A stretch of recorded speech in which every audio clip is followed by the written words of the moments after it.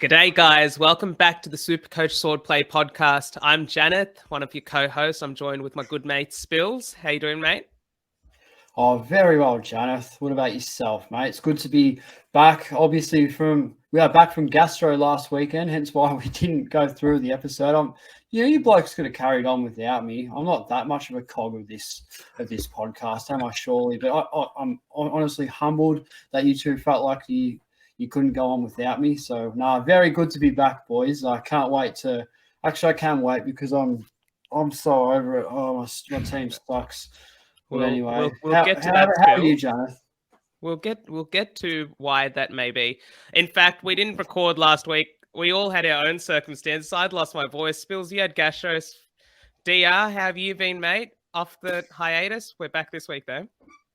I had a very interesting week, some personal circumstances. I won't bore everyone with that, but I didn't have access to a phone or a laptop for a couple of days there. Very interesting. I don't even know how to describe it. But look, SuperCoach-wise, boys, not too bad. Had a nightmare start, as you know, but the only way to go from 90K is up, isn't it? So tracking in the right direction, but still a few holes to fill. Well, I guess what we can do is let's delve into these SuperCoach scores of ours. I'll start us off. So I got 2168, which at the time I thought it was semi-decent. Thankfully, though, the season rank is going up from something like 88K a couple of weeks ago since we last chatted to 43K now. We're rising, slow and steady though. So I think we'll get there hopefully eventually. How about you, Spills? How is your team tracking? Bloody hell, Janet! You just picked me off. 2,161. 7 points behind you, my friend. Really disappointed with that. You are leading the pecking order this week, which is good to see. I don't think my team's in that much of a shambolic state, but definitely a slow start. I haven't been ranked this low in the whole time I played SuperCoach at a competitive level since 2019. I'm ranked 44,000th or something like that overall. I don't know specifically what, but 44K. And a top 25% overall score. So I don't know. I've probably taken it with a grain of salt. It's only just been round 3. There's so much of the season left to pan out, but I have to get the team right. And I think I speak on all of us. So, pretty disappointing, but it's not curtains yet, boys. Chin up, Spills. Plenty more weeks to come in this long season ahead. I have a feeling, DR, that you might have topped the pod here. Do you want to talk a bit more about that? There's a first time for everything, isn't there? I don't know how often this is actually going to happen this year because you boys have had a much better start than me, but almost cracked 2,200, 2192 this week, which is a top 17% for the round. Usually I'd be pretty disappointed, but I'm grabbing that with both hands in 2023 because, as I said, I've had a very, very rough start. I'm now inside the top 60K. Can you believe that I'm celebrating about that? Yes, 60K. Here we go. But it's just been one of those years. So traded in Dacos, Setterfield, and Jay-Z this week. Out went my man Lockie Neal, which was tough to do, but I think it was the right decision to get Dacos in. See you later, Bruin, and see you later, Flanders. So I'm feeling a lot better about my side now that these blokes are gone. But still a very, very long way to go, mate. Now, before we move on, can we talk about some boosts? So how many boosts have we all used so far this season? One for me. One. So looks like we've gone 1 for 2 in terms of the rounds, and perhaps we might be saving them for upgrade season, the buys. But how about we talk about the headlines? So we like talking our headlines around here. Spills, what was your headline for round 3 heading into round 4? I don't know if I'm going to go through it because, maybe I should because I've got nothing to lose. But my headline for this week is LDU, I choose you. I think I'm going to jump on, lads. I don't know. I'm 50-50 on it. I'm not sure. I really want him in my team, but obviously he hasn't done it. It's not even confirmed whether he's playing. Those that picked him and got burnt 5 minutes before the game. It's that. I don't know if you blokes know this, but that's prime time for local football. Like I was out at a place that nobody knows called Midi Ammo, watching my beloved Bridgewater boys DR would know it. Yeah, it's in the middle of There absolutely. used to be rough boys out there, mate. There's some bloody farmers out there, I'll tell you. Yeah, we're playing on a bloody like grain harvest oval or something like that. Just I didn't play because of my my surgery. Getting off topic here, but that was when the game was at the exact same time as the North Hawthorn game. So chances are, who's going to be on their SuperCoach app when LDU was laid out? And considering that just under 10% of the competition traded him in, he was already a fairly reasonable pod. I think he was lurking around 10%. So just under 20% of the whole competition were burnt with a late out. So I can't believe that. That is one of the worst runs of luck ever. I'm very happy because he hasn't gone up in price, which is the most important thing of a break even of 21 at a 560K type player. So I think I'm going to jump on, but I'm hoping you boys can sort of give me some sense and talk me out of it, because I don't want to burn my trades and I want to assess the situation, but at the same time, I don't want to miss out on this absolute champion. But yeah, that's my headline for this week, lads. Well, I'll give you my personal anecdote of that. So I just finished vacuuming. So a good boy here, done his chores. And then I come in, turn on Fox Footy. Here comes the LDU news. Now I don't have him, so I'm not too bothered. Go on Twitter. Everyone's in a melt because the SuperCoach servers are down. No one can get on. So those I feel so bad. I feel so bad for those that had him in and couldn't reverse the trade. So we'll say an omen that hopefully some good karma comes your way to all of you that traded in LDU. This week he plays, doesn't do too much damage to my Blues, but hopefully repays you guys. What about you, DR? What's your headline for this week? Mine for this week, mate, is rookie revival. Haven't some of our primos been struggling this year? Absolutely stinking it up. But I had some rookies that really came to the floor this week. So I had Ashcroft with his 80, the Shees with the 120 after a couple of 114s. I'd tell you what do you say about that bloke? McKenzie with an 89. We saw Baker go a 90 plus. Wilmot with a 69. Jimby with a 104. Really, really did the job this week. We had blokes like Hopper, really commonly owned player. We know that he was out this week. So many of us got someone like an Oscar Baker on field. So thumbs up to all the rookies on my field this week. You did a magnificent job, boys. Thank you for holding the fort up. Jacob, aka Oscar Baker Hopper, 95 points. What a legend. So what a gun. Yeah, what a gun. So I'm going to follow suit with that. And so my headline for this week is forget rookie roulette. We need to talk some captain roulette here because it's been shambolic. Seriously, can we get some good captaincy scores out here? I guess apart from, so I've somehow ended up with Roy Laird as either my C or VC that I've taken in all these 3 weeks. One of them was very good. So that's the good. You got the bad in the 114. You got the ugly in the 50. So we'll take 1.5 out of 3. 114 average though. Like I didn't even take Bonds 125 last week. It's that type of season, mate, where you take a 115, you just move on because you know you're avoiding the carnage. All right. So we've done our headline. Now, one of the favorite segments on this podcast is your rant, DR. So I'll hand it over to you to go and talk about whatever you want to, mate. Well, I think you blokes already touched on it a little bit here, but I'm going to have a quick rant this week about technology. You blokes touched on it before. The LDU out. It was absolute carnage. And I must admit, very guilty of this, but I just sat back with the popcorn and enjoyed the ride. It was, I shouldn't say that, right? I shouldn't say that because I consider myself to be a nice bloke and a supporter of others in the SuperCoach community.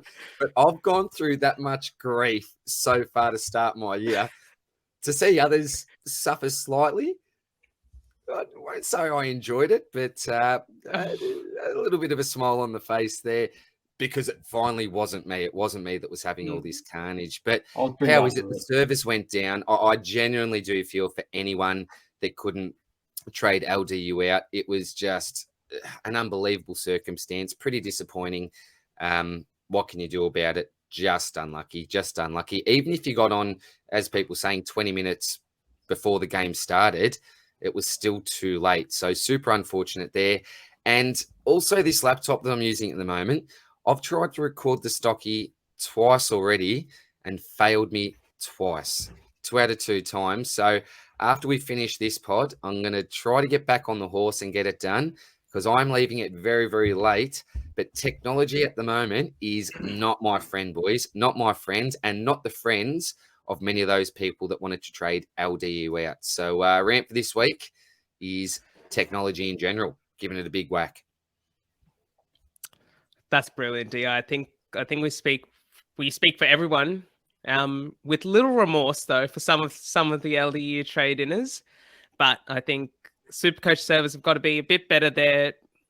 There's not much they could have done in terms of facilitating so many people jumping on, but at the same time, it's a game. At the end of the day, there's money involved, so there's going to be a lot of anxiety around.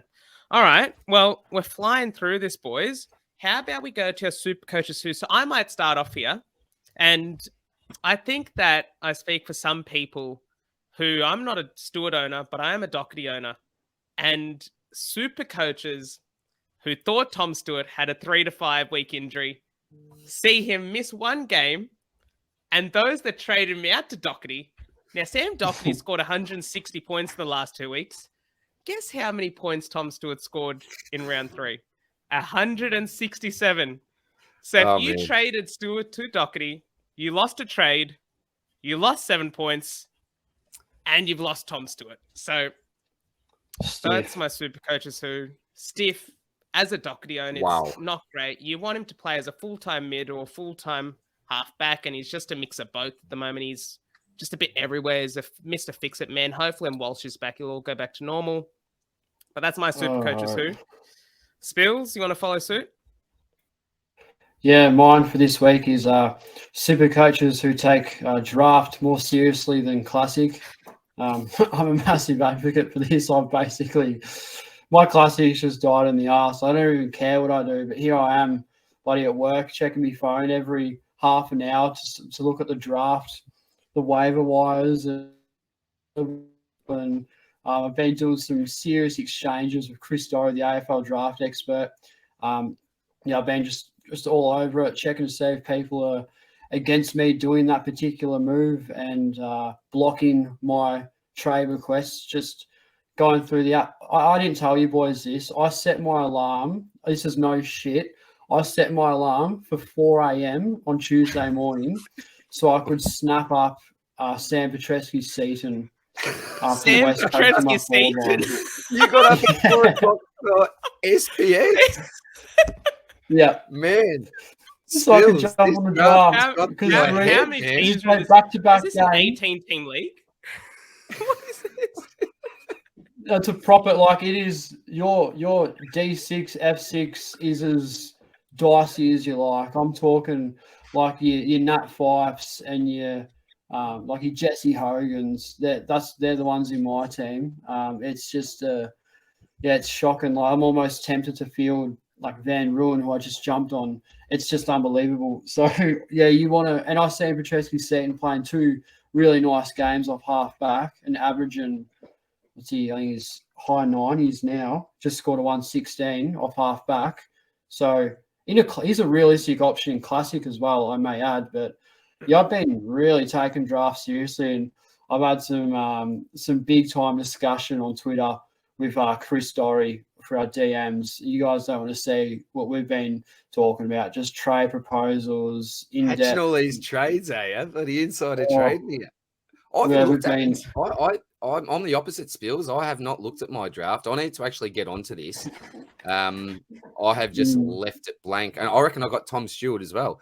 Lucky I wasn't on Twitter because I would have flipped him or tried to do some sort of a trade with someone. But welcome back, Tommy. Welcome back to my draft side. Excellent. Oh, it's great. So I'm second on the ladder behind Chris. So I think you can see that we're both benefiting quite well. We've balanced each other's teams out nicely. We did a massive trade last week. I think I gave him Josh Kelly, Patrick Cripps, and someone else for Dunkley, Dawson, and I can't remember, but it was a big trade. And two out of 3 people tried to block it from happening because it was such a serious trade, but it went through and we're absolutely wrapped with it. So, yes, sitting comfortably, and I smashed the George Terror squad last weekend. Don't tell him I said that or anyone else watching. Keep that on the low. But going really well here, lads. So it's one thing I'm very happy about this year. Nice, mate. We've gone on a bit of a tangent there from classic to draft, but I think Good. Let's get talking back. draft. Let's get Shorty on and real just dissect some serious free agency draft. Let's do it. I'm all in. Screw classic.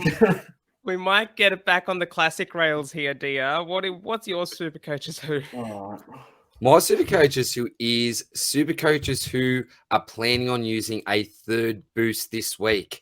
I wouldn't recommend it. I would not recommend it. Now, I know that we've got some things that we need to do on our sides, some players that need to be traded out. But if you can avoid it, try to keep that third one in the bank. We've got buys. We've got upgrade season that's yet to come.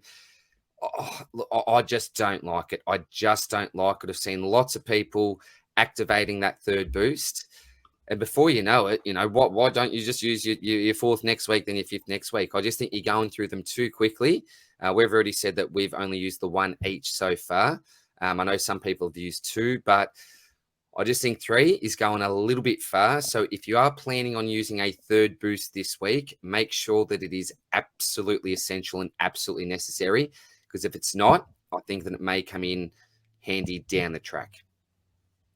I personally think there are 3 reasons to use a boost. 1 has already passed, pre-price changes. The second is during the buys when you want to get a 4th guy in. So maybe do 2 premiums up, 2 rookies in. So you get that. The third reason is for the uber premiums, the 700K guy that you just can't get in with 2 players in upgrade season. And I just think that we're in a period of the season right now where the rookies haven't made enough money to cash out. And you're tempted to trade out underperforming premiums to an uber premium like Clary using a boost. And there's just so many ways in which that can go wrong. 1, you use your boost. 2, you're valuing the input of Clary as a boost and getting rid of the premium. And that's where I think is the slight issue there. But again, this is why SuperCoach is such a dynamic and flexible game. You just play it how you want to. If you want to use that third boost, mate. You go for it and it might come off in the end. All right, Spills, your segment now. You're renowned for the rookies around here. Who have you got on the rookie radar for this week? There are a few. So we got Will Phillips, who's probably the most obvious one. I'm considering him. I do have some worries with this one. I don't think it's as obvious. He was a sub risk, particularly early in the season. Clearly, he was a sub for round 1 against West Coast. He come on and had an impact immediately. Did play pretty well last week, but remember, no LDU and Simpkin, who is back. So these 2 players most likely will come back in the team. Does that have a negative impact on Phillips? So I wouldn't get too carried away with this pick, but he's on the bubble. And if you want to jump on him, I think it's an ideal strat. I'm probably going to grab him for Callahan and bank a fair bit of money. I'm pretty sick of Finn Callahan. I need the money for next week's trade. I'm like 140K. So Phillips is right up there, but I'm scratching my head a little bit. We'll see if he's named, and if he is, I think we'll go there.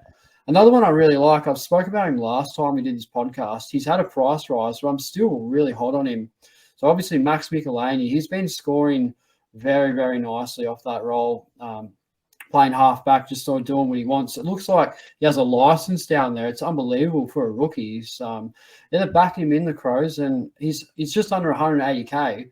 I think it's not. I don't think it's too late to jump on him. Honestly, I really don't. I think he's definitely got enough monopoly in his price. So he's one that I'm also considering. They're the main 2, but then you've also got Van Ruin, who is, well, I think we should wait another week on that, but real good signs and a nice avenue to get rid of Radaglia, who doesn't look like he's going to score 40 anyway. So if that does happen, I think he provides a very nice downgrade option. You got Rowston as well, who's probably the one I'm least interested in, 135K of just a 55. I think he's fine because he is on the bubble, but clearly I reckon there are better options. I don't know if there's anything you guys want to add, but Phillips and Michelini are the ones in contention for me this week. Okay, Spill. So let me pose a couple of hypotheticals per se. So let's say that Will Phillips is named with one of let's say he's named with Simpkin but no LDU. Would you jump on him this week over Rowston in the midfield? That's a great question. I couldn't, off the top of my head, I couldn't answer it. I'd have to really think about it, do a little bit of research into the pick, because we know how big of a cog LDU is in that midfield. If North win more games, I would have him as a Brownlow. That's how much I rate this player. I love how he goes about it, which means he would kick the shit out of Phillips coming back into the team. There's no doubt about that. So I would be worried, but because he's on the bubble and his scoring potential is pretty good, I don't know. But you'd hate to be stuck with a 160 minute price change, like 190k rookie on your bench who's a sub risk. Yeah. I'd almost go Michelini, I reckon, but it's tough, real tough, because the job security is much better. That's the thing with me, I think, is that if Phillips is named with LDU and Simpkin, I think, DR, you might agree here, is that makes it a much more tantalizing prospect than him being named just with Simpkin.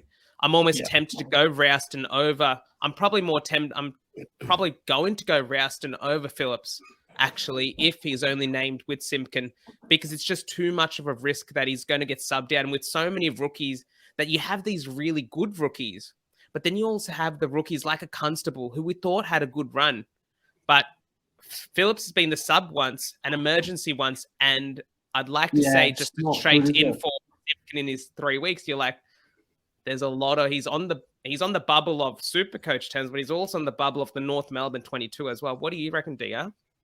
I agree. I think the issue with Phillips is we don't know if he's going to be in the side from week to week. That's an issue when we're paying over 150k for him. We know that when he plays, he can score well. That's not the issue. But for me, he's a little bit one-dimensional. And when you've got LDU and Simpkin in the side, where does he fit? We know that Greenwood was one that got subbed out on the weekend. So is there a chance that maybe Greenwood goes out and Phillips keeps his spot? That's a possibility, but it's so dangerous selecting him without both LDU and Simpkin both being in the side. I think with Rouston, he's actually a preferred CBA mid for the Giants at the moment. So his CBA numbers are actually quite friendly. His disposal count worries me slightly. He's not getting a heap of the ball, but the fact that CBA rate has been pretty consistent for the last couple of weeks, it probably tells me that they do have a bit of faith in him. They want to see how he goes. They're going to give him some opportunity there. So I do like the role. And when I'm looking at the ins to come in, it's probably Perryman that may affect him, but there's not a heap of other blokes that are really screaming pick me at the moment. So I don't mind Rouston as a pick. He's certainly not a must-have rookie, but if I'm to select out of the two, in an ideal world, I'd love to go with Phillips. But just with that risk of job security, I'm going with Rouston, given the fact that he's actually one of their preferred CBA mids, and Kelly's back in the side now, Cogs in the side, and Green's in the side as well. So unlike North Melbourne, they're not missing players. So that's the reason why I'd probably be going more towards Rouston myself. He's saving on 20k. Save a 20k. Yeah, true as well. And that can do wonders. How many times are there where you're bloody a K short for making a trade? So 20k is nothing to sniff at. Just to back that up as well. So Perriman's 3 to 4 weeks, according to the official AFL injury list away. So that's 3 to 4 possible cash rises that you can get out of Rouston. He's gone 7 disposals in his debut to 14 in his second game. So again, you got natural growth. And for those that do follow DFS Australia on Twitter, there's I think his name's Mortz. He's a brilliant bloke. He puts out the heat maps, and you can see the Rouston's heat map is very central towards the midfield. He gets a lot of possessions in that midfield, 14 of them, in fact, against the Carlton team that's a good midfield again. So, again, I'm really interested. I'm waiting for teams to make the call. But yes, that's the thing. Now, before I forget, I really do want to give a shout out. I know, DR, you want to give a shout out on Stocky as well, but to Brisbane Lons, I think from a couple of weeks ago, the Jack Buckley call. I hope you went through with that because you deserve to get that one right. We all got thrown off Jack Buckley, but as a Carlton fan and having to watch that game, he didn't quite towel up Charlie Kerner, but he played an amazing game. So much respect for him. He's one of those rookies that went under the radar, and I think that he's at 275k now. It might be a bit too late because he's a key defender. But Lee Kalia is out for 8. I think he's 6 to 8 weeks away. If we knew that, that would have been the one. Yeah, shout out Guess to the what? great man. He was onto it. What a great. So I think with Buckley, very super coach friendly style of game. His DT to super coach ratio was pretty much off the charts, but he doesn't get a lot of the ball. But it's those 1%ers, it's the intercepts. He used it really well. I think he was at 92% efficiency just from the top of my head. I've been doing some Stocky notes and research on him for a few people. So look, unfortunately, I think that the ship has probably sailed. I just think due to his role, there's always a chance where we're going to see one of his floor games at any stage. So if you jumped on him last week or you started with him, then congratulations. Awesome. But this week, I jumped on I DR. think it's a little bit I too own late. him. I've got him. In draft. Yeah, he's my D6. Oh, I was going to say, Pick him like, up, where free did agent. Buckley come into your side? Bloody draft. Oh, Not There's yet. Yeah, 90, Spills has 92 been average. gatekeeping. He's been gatekeeping Buckley from us. I jumped on him. No one respected him. I thought, no, he's in. So Josh got him. So we'll see how we go. Should be good. I've got one final rookie question for you, Spills, and I think we might come up again in the mailbag. But I just want a yes or no answer for now. Is it too late to bring in Cade Chandler? Yeah, Okay. I think so. All right. We'll move on because I feel like we'll definitely come back to that in the mailbag. But we're going to move on to our big calls now. So the big call, if you guys remember, we just want to make either an AFL or Supercoach related call. You talked about Dane Rampy last time, DR. I talked about how there's round 2 great call, out of the top that. 10 scorers. 5 of them are going to be mids. And what do you know? I'm 1 for 1 at the moment. And Spills, beautiful. I can't quite remember what you talked about, but do you want to kick us off with your big call for this week? Not really. let's big calls where we sort of divide the nation on our beliefs of Supercoach. DR absolutely on the money. Myself, not. So I have a big call for this week, boys, and this is why. Those that missed out on the round 1 Swordplay podcast, my big call for that was Nick Dacos is going to bomb this week, and Port Adelaide will go after him. What do you reckon he scored? What did he score? Lockie Jones went after him. Oh, Lockie Jones needed to go to the petrol station afterwards because he's out of tickets. He goes 149. Far out. If I'm going to make any more big calls unless I start getting some right. Double down. Come on, Spills. You can't back What do away you got, now. mate? Come on. What have you got for us? Well, I've got one, and I'm only saying this because, well, I kind of a bit of reverse psychology. So I want like, obviously Dacos to bomb. That was the one the other week, but this week it could possibly be. I reckon Ridley is going to bomb and be a fake primo. Now the reason I'm saying that is because I want him to prove me wrong, and based on my scoring history in terms of getting big calls right, inevitably I'm going to absolutely butcher it. I'm hoping that Riddles can rub my nose in it and score 140 and get 35 kicks or something like that against the Giants on what should be a pretty nice Sunday afternoon of footy at 2:10. Perfect prime time for that. I'll be there. Hopefully Ridley can do something good and make me keep him. Give me a reason not to jump from him to Stewart type thing. But yeah, this is his prove it game. This is his proven game because I've said he's going to bomb, and based on my history of big calls, not very good. So hopefully, I hope I'm not right. Hopefully I go 0-2, and Ridley can give me a reason to hold him. So a bit of a win. Ridley owner.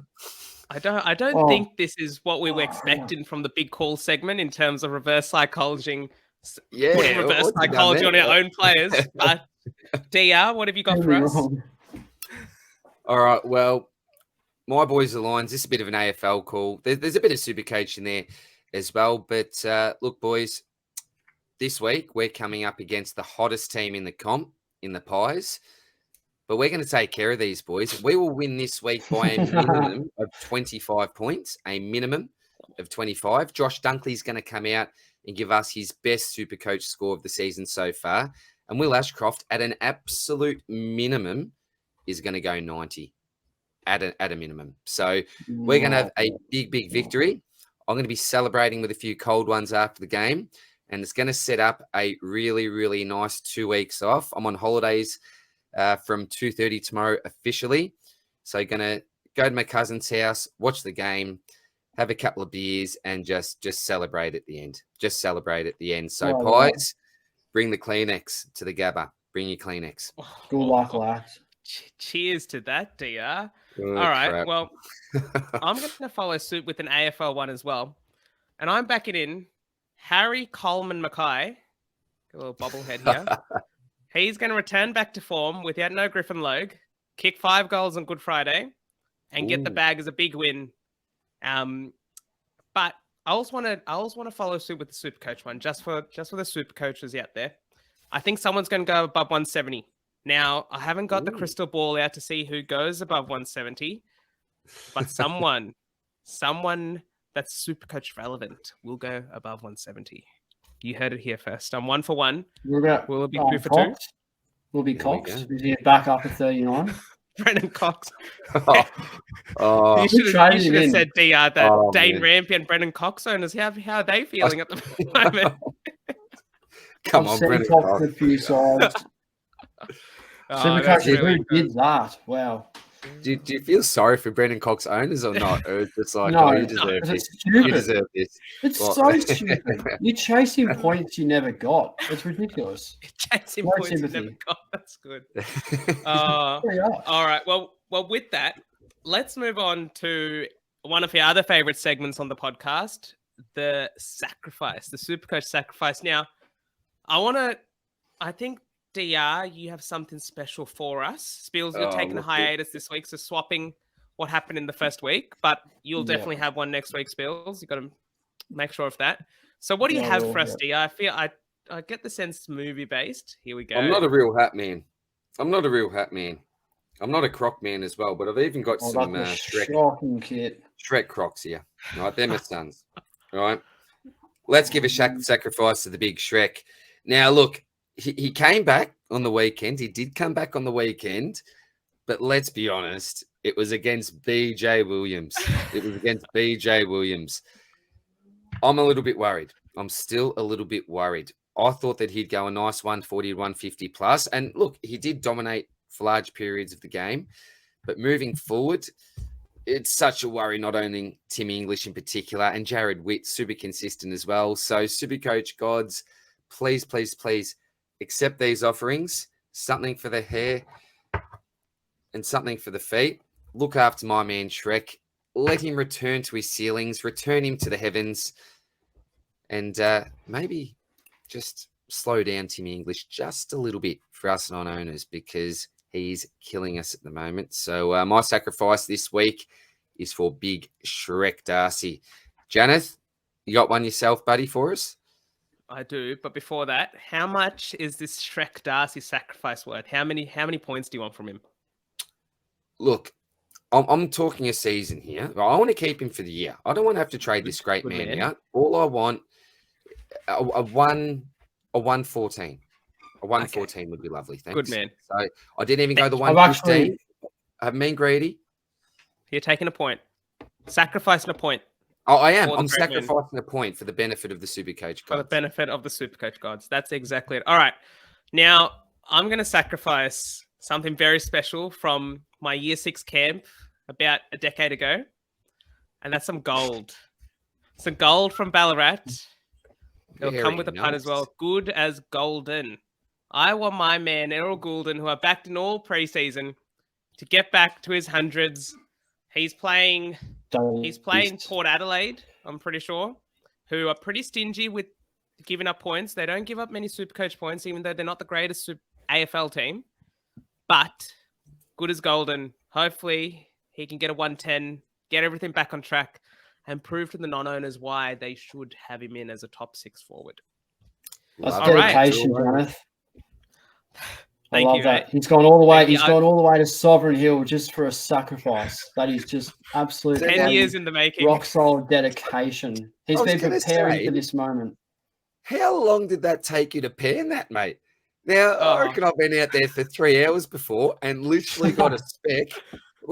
Did you camp out there at Ballarat, mate? Were you there for a couple of months or something? Or Some say I was there for a couple of months. Some say I bought it from the shop from the shop in Ballarat. But it's up to the person to decide. It looks pretty. It is legitimate gold, but it's up to the person to decide where the origin story for this is.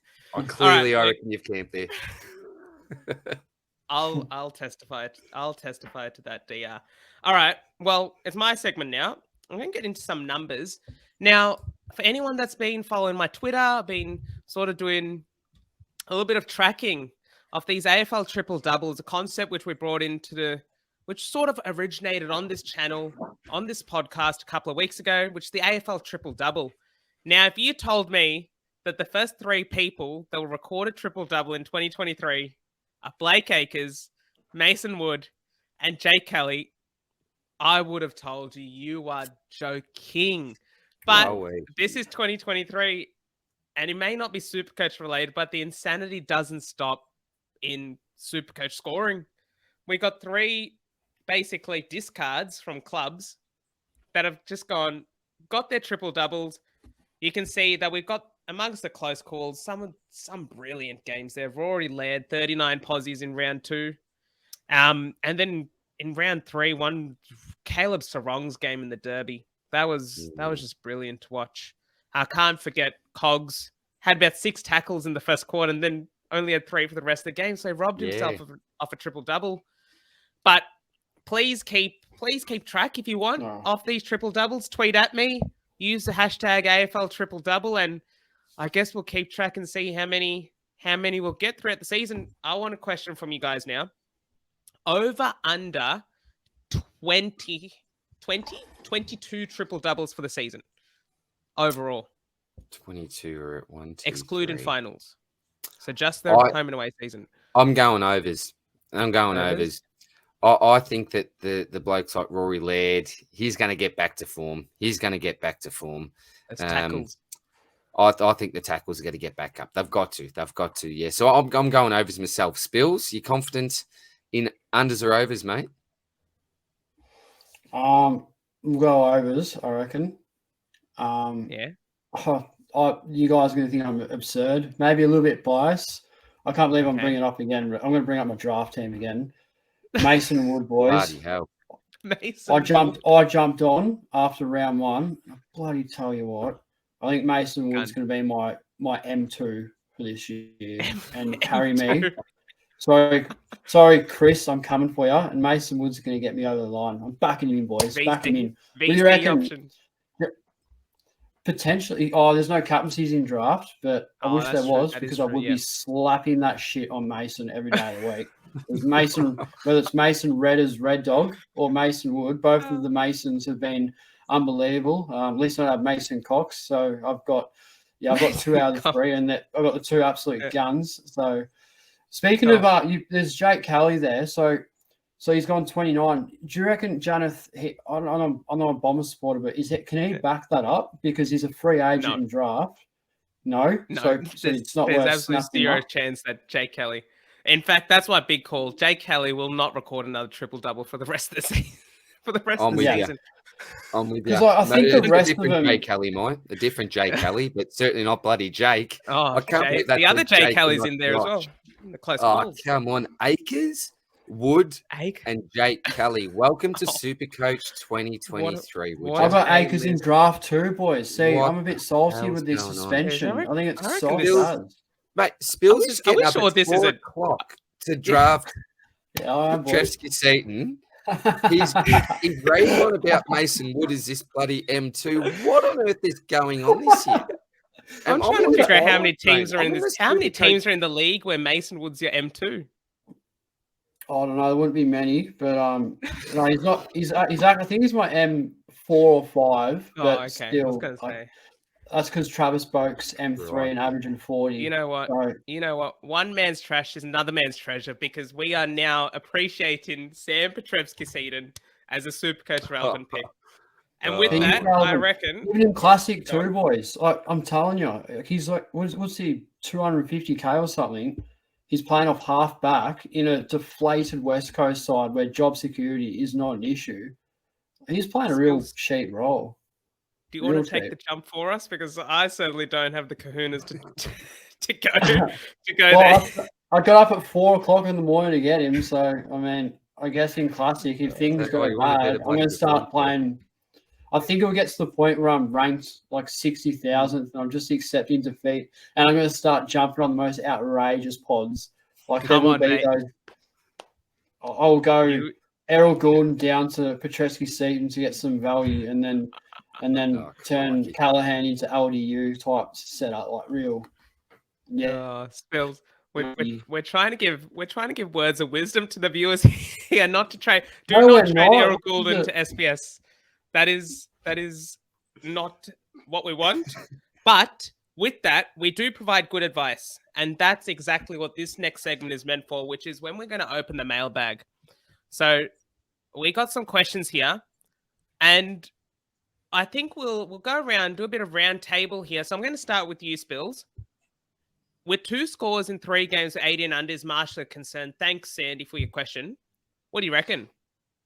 No, I think it's fine. What's he, Yeah. 50, 60% owned? There are teams like myself that have Darcy.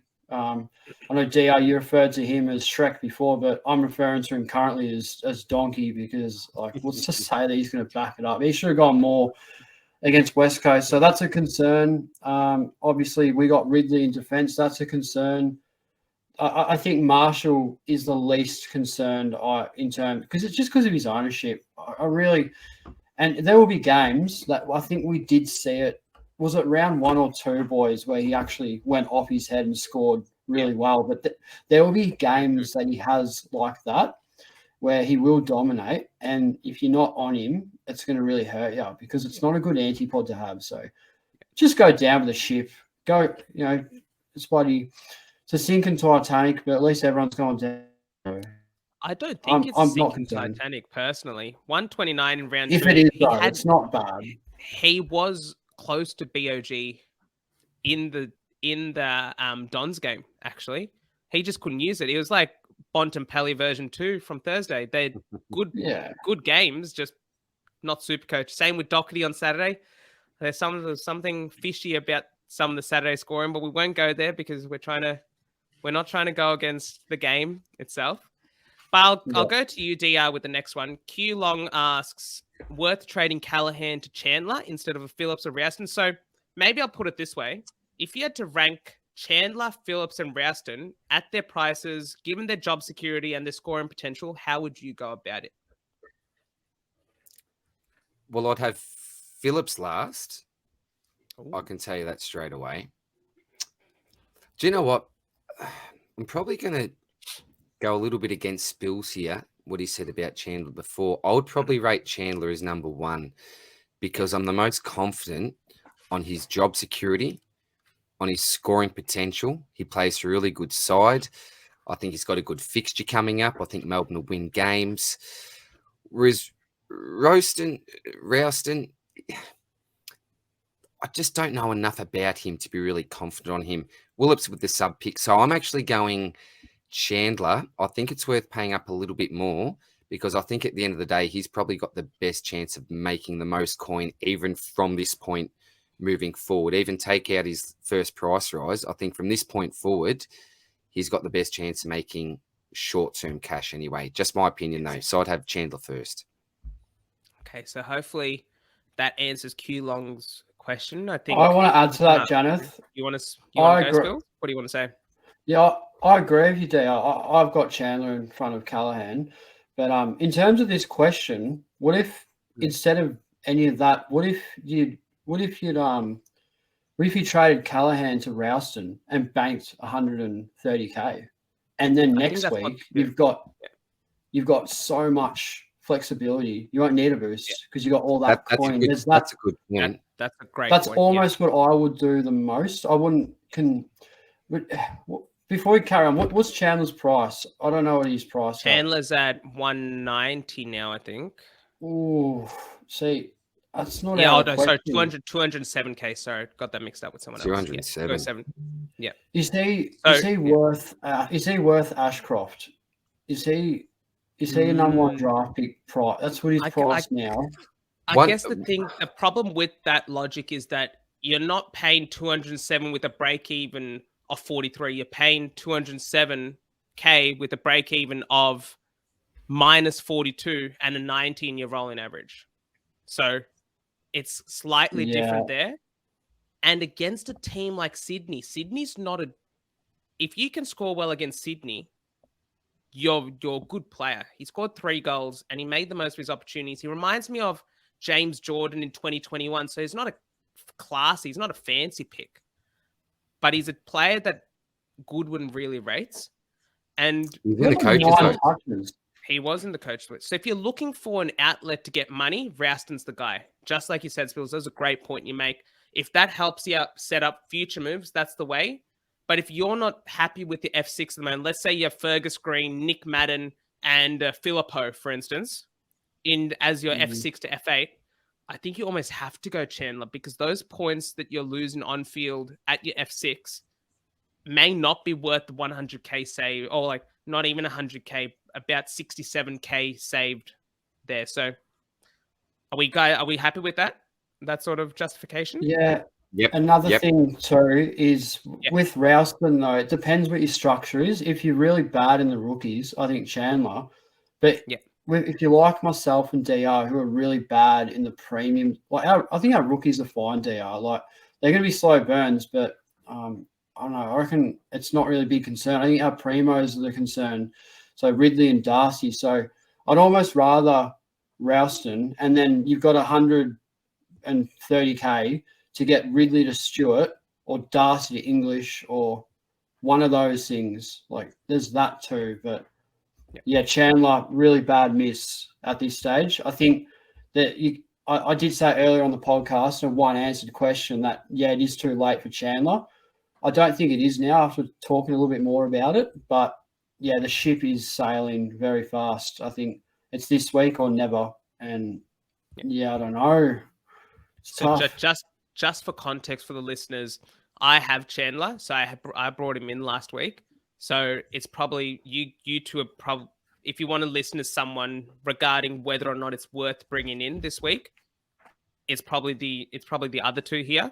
And I think you guys you've nailed it on the head in terms of that. Chandler, if you need him, you get him. If you need a mid rookie, you go for that one.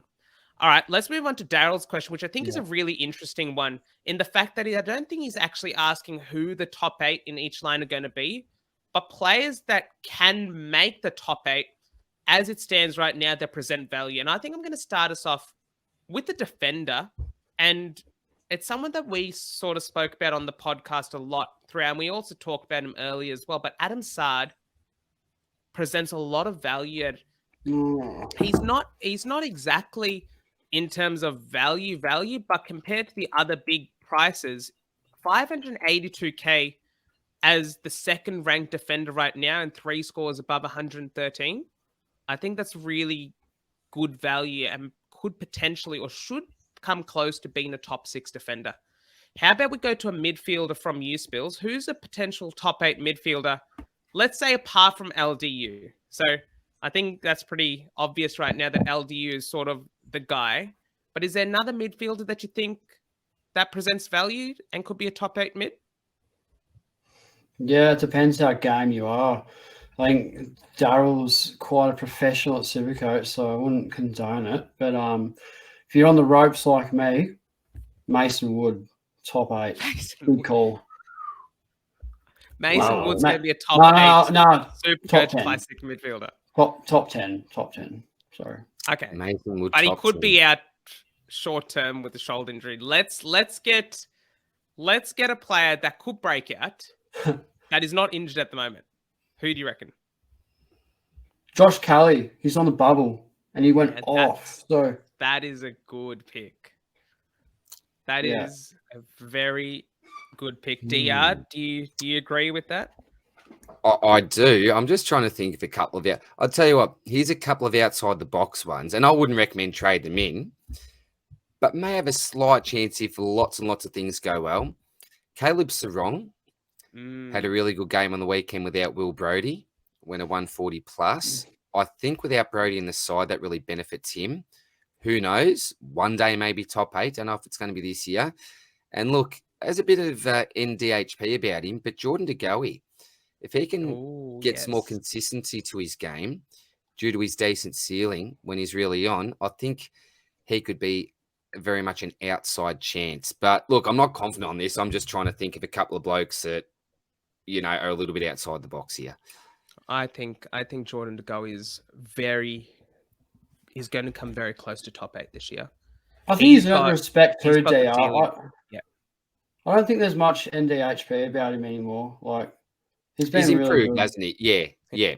God, it seems like he's got it together a bit more. Yeah, I think he's up a bit. He's a bit past that. I'm backing him in. I like that. I think he's definitely a massive candidate for top 10, top 8 for sure. We might bypass the rucks because I think there's going to be a couple of questions coming up about potential alternatives to bringing in English this week. How about a forward? Who's a forward that you guys think presents value as it stands right now and could become top 6 in their line? I think the easy one's Jay-Z for me. Jay-Z. I still think Jay-Z's good value. Yeah, he's probably Harry Sheezel. And I was going to say as well, yeah. In all seriousness, this bloke continues the way that he's going in his role. Who knows? Like, seriously, who knows? So I'm not planning on trading him out anytime soon. I'll keep him for as long as he's scoring 95 plus. So Jay-Z is probably the main one that would stand out to me. I've got an outside the box one. Josh yeah. Rochelle from Adelaide. Oh, I like it. Now, his CBA numbers they're not amazing per se, but his CBAs are certainly increased. Well, he's certainly getting CBAs is probably the better way to put it. So he's got 29, 35, and 53% CBAs in his last 3 games. And in terms of draft spills, I picked him up in draft. But I think in terms of classic, at 339K, I think he's a much better option than Jason Horne-Francis, for example, is. Because not only does Rochelle offer that sort of flexibility in the midfield for Adelaide, but he's also got the ability to hit the scoreboard, which I think is something that's really undervalued when we think about forwards. Because if they're having a bad game, how do they escape that? And goals is the way to get bulk points quickly, right? And Rochelle, obviously, we know how talented he is. So I think we've offered some good options to answer that question. Daryl, do we want to move on to the next one? Which is, let's do it. If you get in a 600K ruck, would you get Wits or English? So, DR, if you want to sort of choose one, or you guys can both choose one. Actually, go for it, Spills. What do you reckon? It's tough. Magic's a great man as well. G'day, Magic. Yeah. Look, mate, I would have started with English if it wasn't for his durability concerns, but I saw him live. We were chatting off air before we started recording, and I was actually at the game on Thursday night watching Timmy English live. And wow, I was just so impressed when he just glides along the ground, gets involved in so much play, gets cheap posies, gets a contested pill. The bloke literally does everything. He has so many scoring avenues, it's not funny. So I think that at the moment, his upside probably just outweighs that durability risk. You know, if it's 12 weeks away or he gets injured, well, hey, you might be missing out on 12 weeks of 120 plus average. It's pretty scary not owning him, I can tell you from experience. So the safe approach is Wits, but if I was in the position to choose one or the other, I'd take the risk on English, mate. His ceiling is just too good to deny for me. Spills? What do you want to add? Yeah, I agree with English. I think you just ride it. You just ride it until it crashes and burns. But until that, he's unbelievable. Clear R1. Even if he misses a week or two, I still think total points he will have Wits covered. But I think both are fine. George is going Wits for durability reasons, and nothing against that. That's fair. That's fair enough. Both of it. It depends what you want. Yeah. What's that? Who's he's trading out?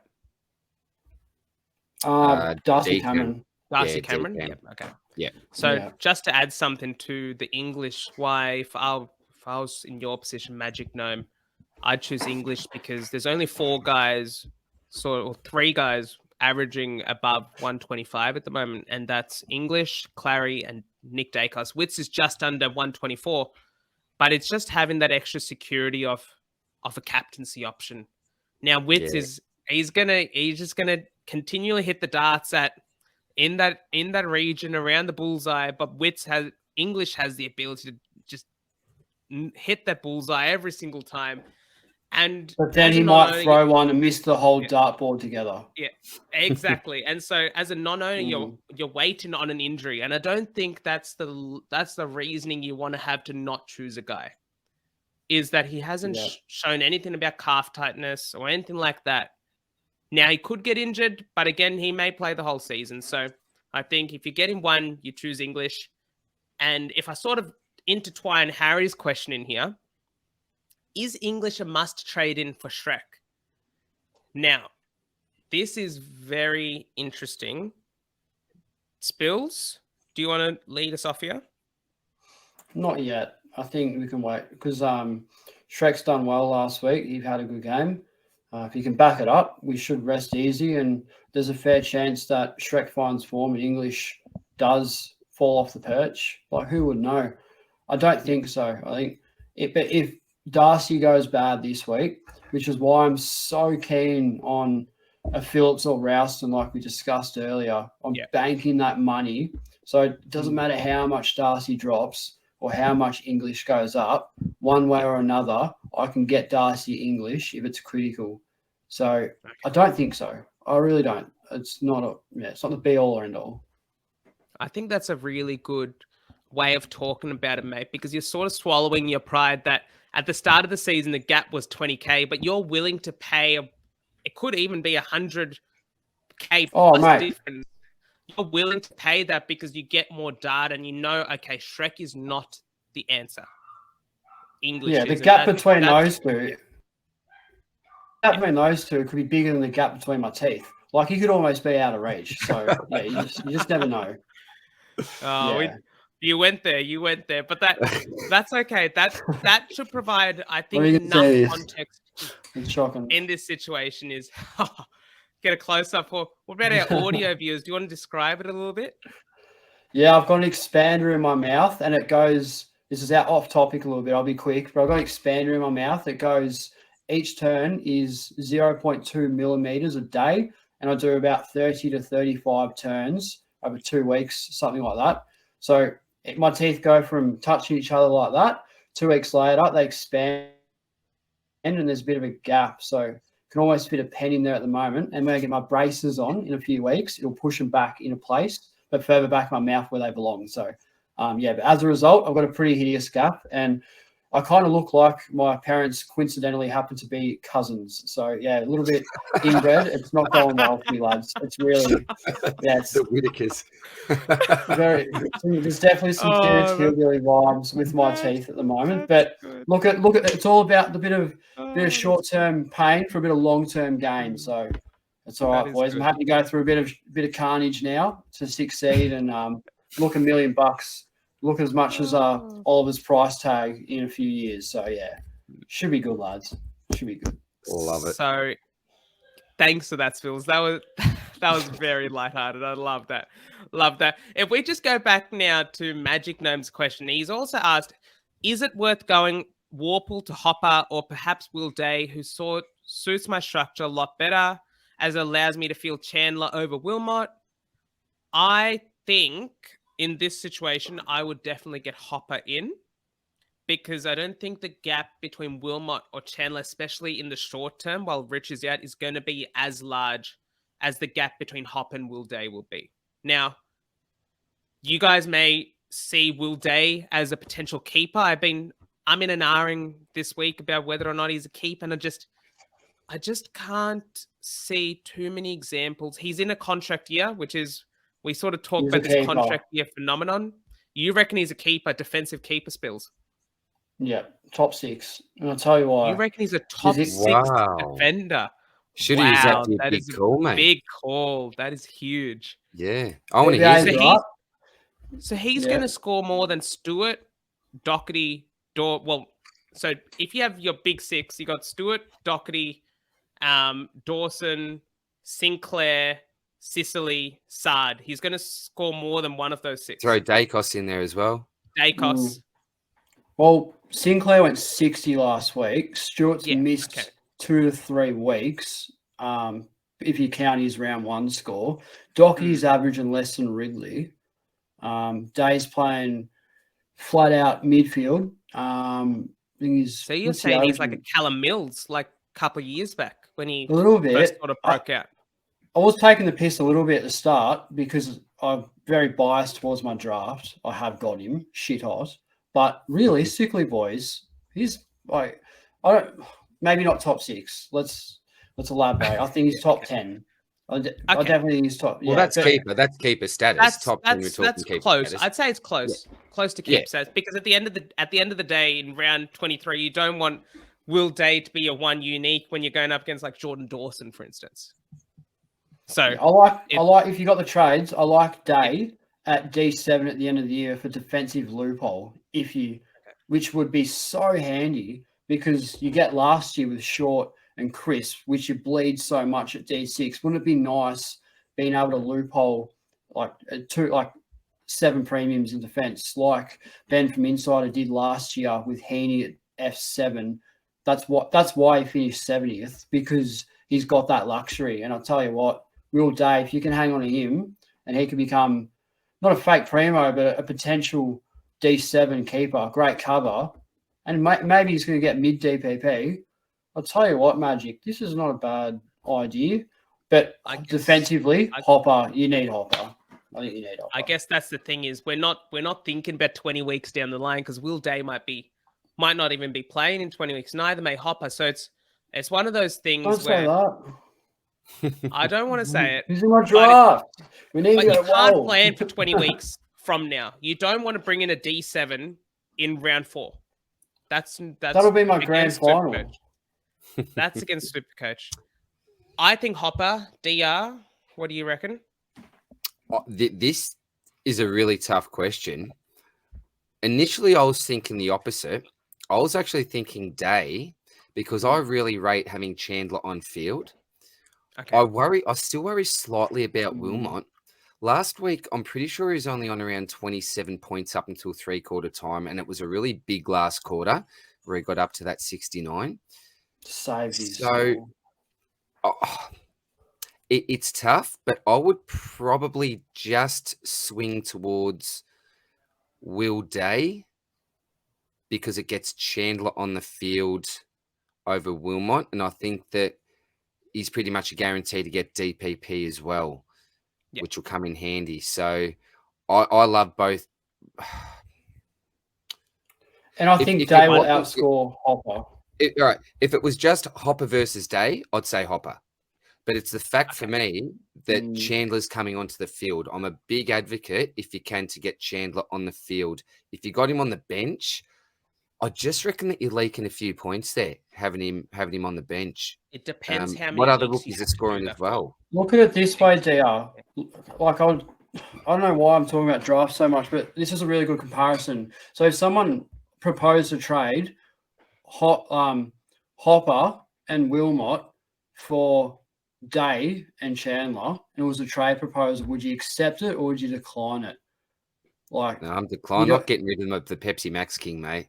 I couldn't do that to my boy, mate. There's your answer. I reckon I'd accept that. I'd accept it. Yeah. Will Day and Chandler over Hopper and Wilmot. Because I would do it. This is what I've done with I've done it with Chris Story. So I've traded him. He's given me Gaff, and I'm giving him Sinclair. But because Akers isn't playing this week, I'll have to field Gresham. So it's like I'm trading him a premium of mine that's better, but the depth he's giving me is a lot better.